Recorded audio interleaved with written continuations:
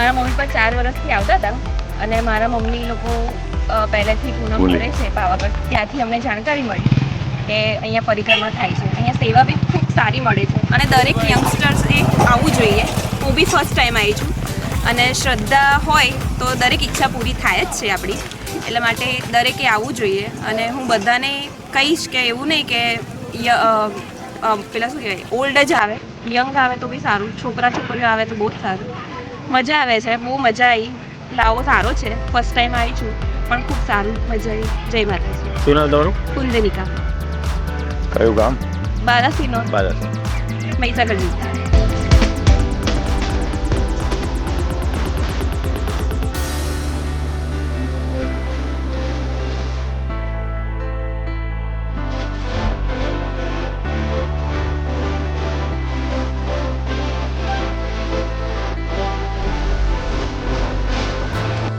જય માતાજી. પાવાગઢ પરિક્રમા સમિતિ, 7મી પાવાગઢ પરિક્રમા.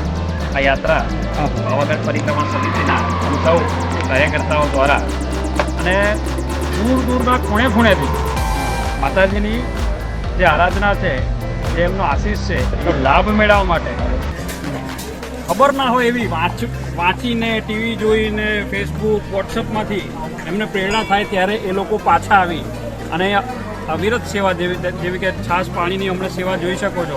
જે અમારા ટીનાભાઈ છે, અમારા ભાઈ છે, એ બધા અને એવા કેટલાય પપ્પીભાઈ છે, એવા કેટલાય લોકો પાવાગઢ પરિક્રમામાં જે સેવા આપે છે એ સેવા આ પાવાગઢ પરિક્રમા ઐતિહાસિક છે. 44 કિલોમીટરની છે. પ્રી રજિસ્ટ્રેશન એની વેબસાઇટ છે પોતાની અને એ માધ્યમથી અત્યારે સૌ જનજાગૃતિ માટે જ્યારે આપણે પાવાગઢ પરિક્રમા કરીએ છીએ એમ ગિરનારની પરિક્રમા જેટલી મહત્ત્વની છે એટલી જ પાવાગઢની પરિક્રમા મહત્ત્વની છે, જેનો ઇતિહાસ www.pavagadhparikrama.in માં પણ જોઈ શકો છો.